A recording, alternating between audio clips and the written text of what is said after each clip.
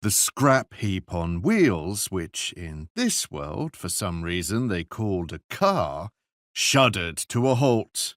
"This is as far as we go, Your Honour," the driver said.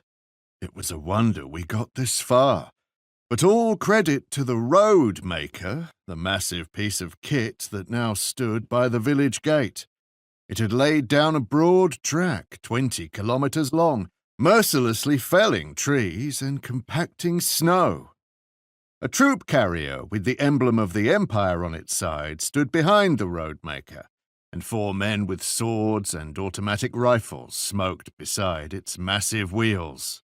The others must be waiting for us in the village.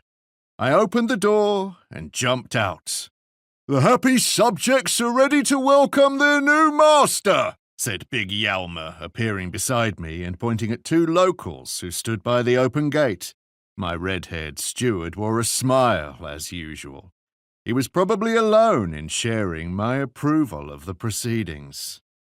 "Especially the big one with the axe," said Kate, pulling the hood of her warm cloak over her blonde hair. I hardly knew the girl, but I'd already figured that she wasn't one to take fright. She didn't bat an eyelid at the creatures we glimpsed behind trees on the way here, and they were no pussycats. The 2 sullen locals made good ambassadors for the forest village.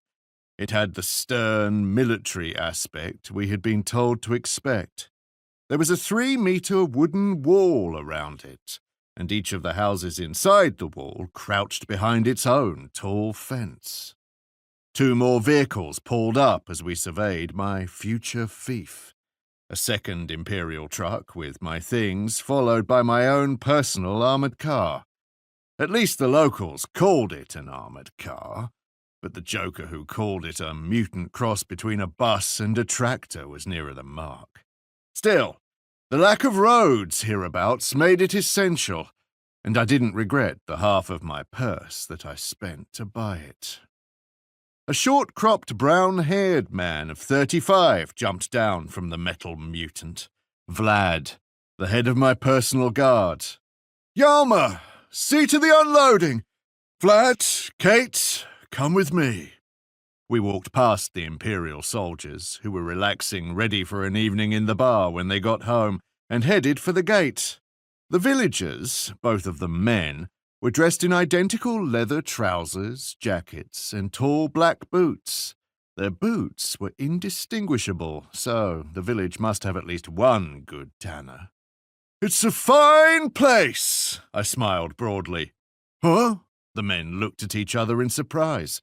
One of them kicked away a big lump of mud with his boot, and the other stared at a rusty car door that was nailed to the wooden fence.